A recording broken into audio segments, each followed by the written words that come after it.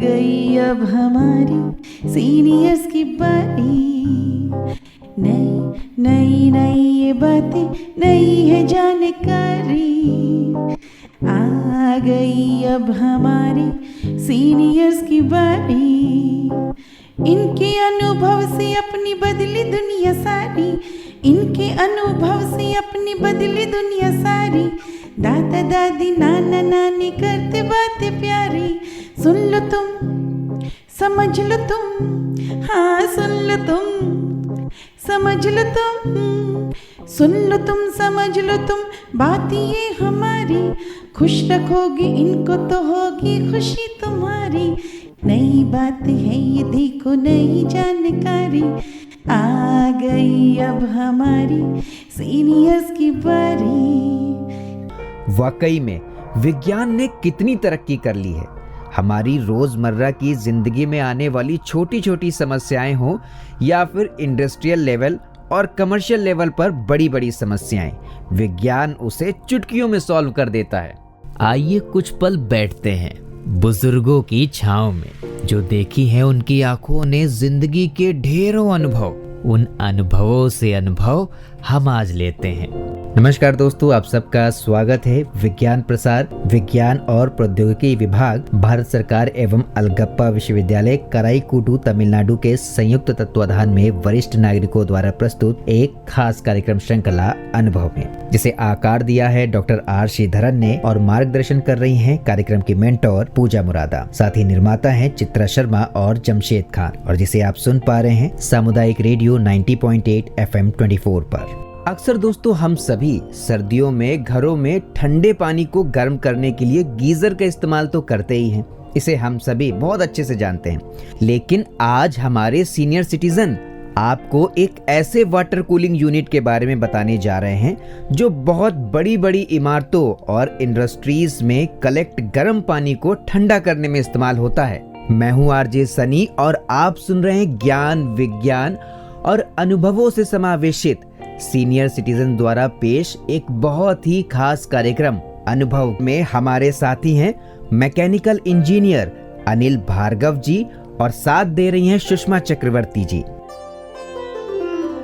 नमस्कार, आप सभी का इस अनोखे प्रोग्राम में स्वागत, जिसका नाम है अनुभव और जिसे पेश कर रहे हैं भारत के सीनियर सिटीजन्स। मेरा नाम सुषमा चक्रवर्ती है और मैं आशियाना उत्सव जयपुर से FM 24 भिवाड़ी के माध्यम से आप लोगों से बात कर रही हूँ। आज हम एक बहुत ही स्पेशलाइज्ड फील्ड की बात करेंगे, कूलिंग टावर्स। और आज के हमारे अतिथि है श्री अनिल भार्गव। अनिल जी मैकेनिकल इंजीनियर हैं और भारत की टॉप मल्टीनेशनल कंपनीज में सीनियर पोजीशन में काम कर चुके हैं। अनिल जी, आपका बहुत बहुत स्वागत। धन्यवाद सुषमा जी, और श्रोताओं को मेरा नमस्कार। अनिल जी, हमें सबसे पहले तो आप ये बताइए कि कूलिंग टावर्स क्या होते हैं। ठीक है, कूलिंग टावर्स वर्ड से ही इसका डेफिनेशन मिल जाती है। एक टावर जिसमें कूलिंग होती है उसको कूलिंग टावर बोलते हैं जी। और हम जो करते हैं वो है गर्म पानी को ठंडा करते हैं। अच्छा, तो ये एक सिंपल प्रक्रिया है लेकिन बहुत कॉम्प्लिकेटेड है। सही मैं राइट थिंग? सही बात है। तो इसके बारे में आप थोड़ा विस्तार से बताएंगे हमें? आप एक आम आदमी के लिए कूलिंग का क्या मतलब होता है? जैसे हम घर में बैठते हैं तो एयर कंडीशनर में अपना घर ठंडा होता है, बाहर एयर कूलर से हम ठंडा करते हैं, लेकिन सब में तो पानी यूज़ होता है, हवा का यूज़ करके फिर पानी आता है, वो पानी ठंडा होता है और उससे हवा हमको ठंडी मिलती है। लेकिन इसमें क्या होता है कि हम इक्विपमेंट्स जो भी होते हैं और जो भी बड़े बड़ी मल्टीनेशनल बिल्डिंग्स होते हैं उसमें हम एक अलग टाइप के टावर्स बनाते हैं, जिसमें जो पानी गर्म यूज़ होता है उसको हम एक प्रक्रिया से ठंडा करते हैं और उसी पानी को रीसर्कुलेट करके वापस मशीन्स वगैरह में डाल के फिर उनको ठंडा करते हैं, फिर वापस वो पानी सर्कुलेट होता है। ओके, सो एक प्रकार की ये रीसर्कुलेशन की भी प्रक्रिया है। जी, इसमें क्या फ़ायदा होता है कि हम पानी बचाते हैं। ओके। जो जैसे जो यूज़ होता है, ये अभी बता दूं आपको, ये बड़ी बड़ी refineries, power plants, steel plants, natural gas plants, nuclear plants और जितने भी हमारे हॉस्पिटल्स हैं, मेट्रोज हैं, उसमें ये यूज़ होता है। अगर हम उन जगहों को कंडीशनिंग करने लगे तो बहुत खर्चा आता है, और जी। उस खर्चे को बचाने का एक बहुत बड़ा तरीका है cooling tower. Cooling towers. So ये ना ही सिर्फ हेवी इंडस्ट्रीज में यूज होते हैं, बल्कि हमारी रोज की चीज़ों में, जैसे कि आपने बोला हॉस्पिटल्स या मेट्रो स्टेशंस, इसमें भी इसका इस्तेमाल होता है। जी, बिल्कुल सही बात है। और आप लोग कभी जब भी किसी मेट्रो में जाएं या किसी भी हॉस्पिटल में जाएं तो आपको छत के ऊपर कूलिंग टावर नज़र आएंगे, और 99% टावर्स वो होंगे जो जिसमें मेरा थोड़ा बहुत रोल रहा हो। जी, ये तो आपका बहुत ही योगदान रहा है। अनिल जी, ये पूरी सिस्टम कैसे काम करती है, इसके बारे में अगर आप हमारे श्रोताओं को सिंपल लैंग्वेज में बोले तो हमें बहुत अच्छा लगेगा। कूलिंग टावर्स की वर्किंग सिंपल भी है और इंट्रिकेट भी है। मैं श्रोताओं के लिए बड़े सिंपल तरीके से बताता हूँ। जी। जितनी भी मशीनें होती हैं, जितने भी इक्विपमेंट्स होते हैं, उन जब वो चलते हैं तो गर्म होते हैं। ओके। और उस गर्म को ठंडा करने के लिए हमको नॉर्मली पानी यूज़ करना पड़ता ओके। है। और अगर हमने खाली पानी यूज़ करते रहे और उस पानी को डिस्चार्ज करते रहे तो पानी की रिक्वायरमेंट बहुत ज़्यादा होगी, बहुत ज़्यादा पानी वेस्ट भी होगा। बहुत ज़्यादा वेस्ट होगा, और इतना पानी हमारे पास है नहीं। बिल्कुल। तो हम क्या करते हैं कि टावर्स बनते हैं, उनमें एक इस तरीके से उसका डिज़ाइन होता है कि पहले नीचे पानी का रिजर्वायर होता है स्टोर करने के लिए, फिर ऊपर से गर्म पानी एक साइड से पानी आता है, और नीचे से रास्ता होता है जिससे ठंडा पानी जाता है। और इसको बीच में करने के लिए हम एक उसको बोलते हैं जाली, बोलते हैं सेपरेटर्स बोलते हैं, और उसके ऊपर एक पार्ट होता है ड्रिफ्ट एलिमिनेटर। ये दो पार्ट हैं, थोड़े डिफिकल्ट है, लेकिन बहुत सिंपल, बनाने में बड़ा मुश्किल होती थी, लेकिन अगर वो चीज़ ठीक नहीं बनी तो कूलिंग टावर सही काम नहीं करता। बिल्कुल। सो इसमें इंजीनियरिंग की कमाल है, वो तो है, लेकिन साथ ही साथ हमारी ज़िंदगी आरामदायक करने के लिए इसका बहुत बड़ा हिस्सा है। बिल्कुल सही। और ये बताइए कि इसका उपयोग तो आपने बोला कि हॉस्पिटल्स, मेट्रोज, इसके अलावा और कहाँ होता है? हाँ, तो इस बात में आप लोगों को पता ही होगा कि जब भी आप कहीं ट्रैवल कर रहे होते हैं तो आपको या तो ट्रेन या बस के साइड में आपको हाइपरबोलिक टावर्स नज़र आते हैं, बड़े बड़े, और उसके ऊपर से आपको धुआं निकला हुआ नज़र आता है। तो वो जो चीज़ होती है वो कूलिंग टावर ही होती है। अच्छा, तो इसी को कूलिंग टावर्स बोलते हैं। हम लोगों ने शायद देखा है लेकिन अब तक पता नहीं था। तो अनिल जी, इस कूलिंग टावर्स से इसका इस्तेमाल तो हमको करना ही पड़ता है, लेकिन इससे पर्यावरण को कैसी मदद मिलती है? हाँ, आपने बिल्कुल सही सवाल पूछा। एनवायरमेंटल डैमेज आज के ज़माने में कितना हो रहा है ये हम सब जानते हैं। ये सब कूलिंग टावर लगाने के बाद भी देखिए कितना क्लाइमेट इफेक्ट हो रहा है, लेकिन रोज़ ही रोज़ डिज़ाइन चेंज होते रहते हैं ताकि इनकी एफिशिएंसी बढ़े और हमारा एनवायरमेंटल कंट्रोल में रहे। इसके लिए बेसिक पर्पस होता है कि कितना पानी हमारा परसेंटेज हम यूज़ करके रीसर्कुलेट कर सकें। वो जितना यूज़ कर सकते हैं वो ही हमारा कूलिंग टावर की परफेक्शन को पहुंचने में मदद अंजाम देता है। ओके ओके, ये बहुत अच्छी बात बोली आपने। कूलिंग टावर्स की कंस्ट्रक्शन में किस मटेरियल का इस्तेमाल होता है?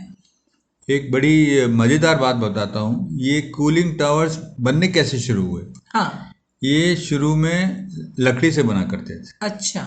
और जहाँ हमने काम किया वो कंपनी जिन्होंने शुरू की थी वो टिम्बर मर्चेंट थे।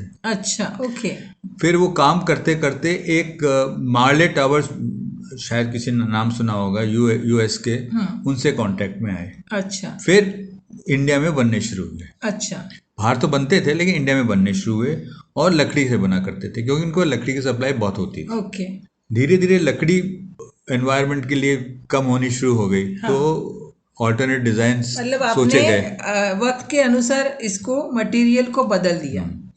तो इसके लिए बड़े बड़े जो होते हैं वो कंक्रीट से बनते हैं। अच्छा। और जो पैकेज्ड होते हैं, जो आपको नॉर्मली अपने नॉर्मल आदमी को, जैसे मैं आपको पहले बताया था, मेट्रोज में, हॉस्पिटल्स में, स्क्वायर शेप में, रेक्टेंगुलर शेप में पैकेज टावर्स होते हैं, वो फाइबर रीइंफोर्स्ड प्लास्टिक से बनते हैं। अच्छा, ओके।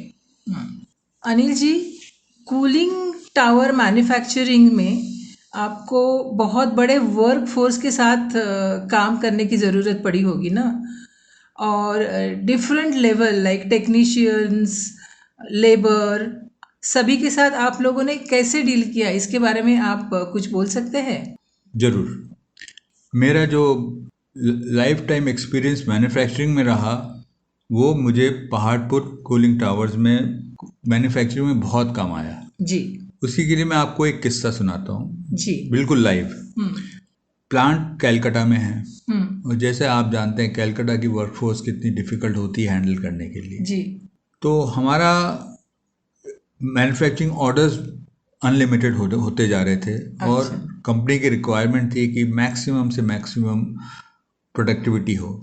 जी। उसको करने के लिए लेबर से बहुत प्रॉब्लम्स आई। ओके।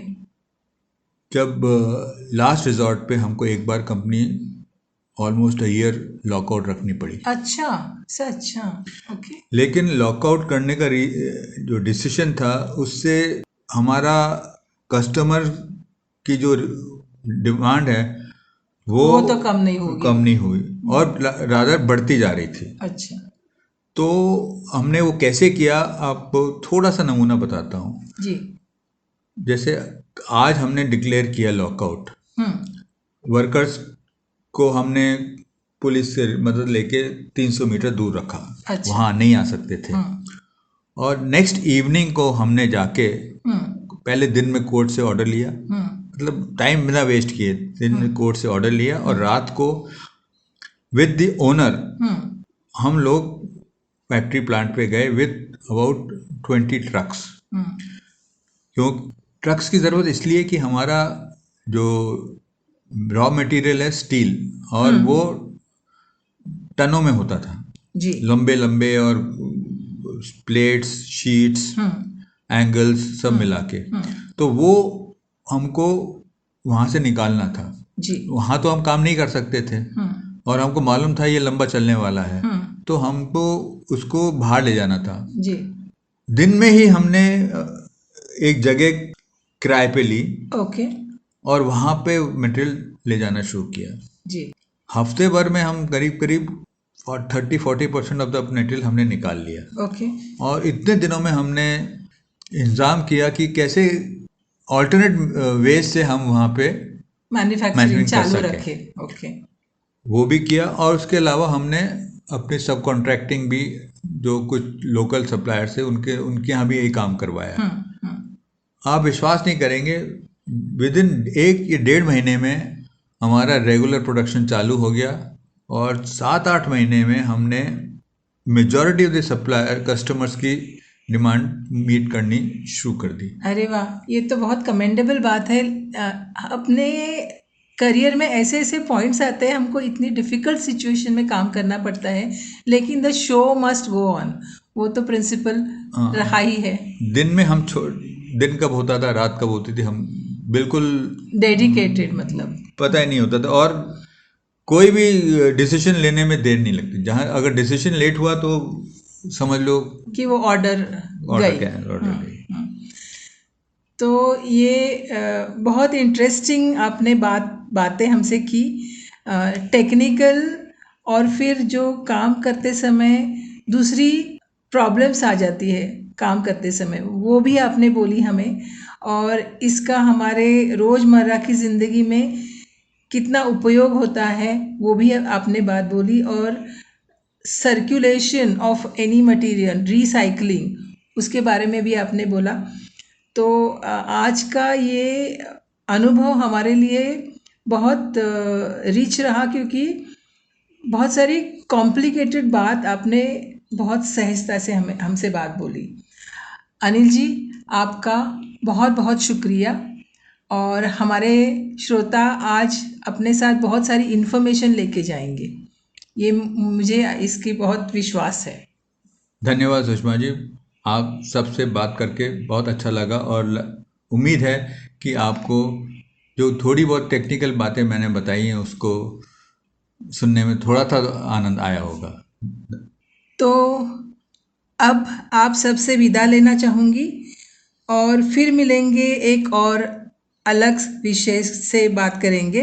तब तक सुनते रहिए FM 24 भिवाड़ी, आपका रेडियो, आपकी धड़कन।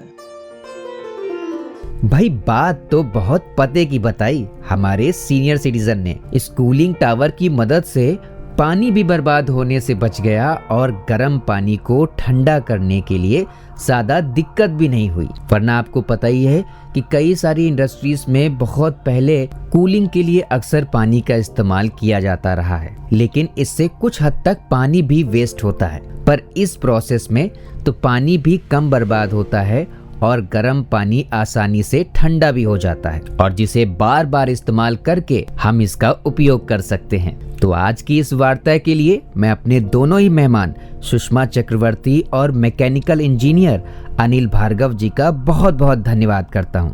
और दोस्तों, आपको ये प्रोग्राम कैसा लगा आप हमें जरूर बताइएगा fmbhiwadi@gmail.com पर। तो चलिए अभी के लिए मैं लेता हूँ आपसे विदा, दोबारा फिर मिलूंगा। मैं हूँ आरजे सनी और आप सुन रहे थे सामुदायिक रेडियो 90.8 FM 24 पर अनुभव कार्यक्रम की ये खास कड़ी।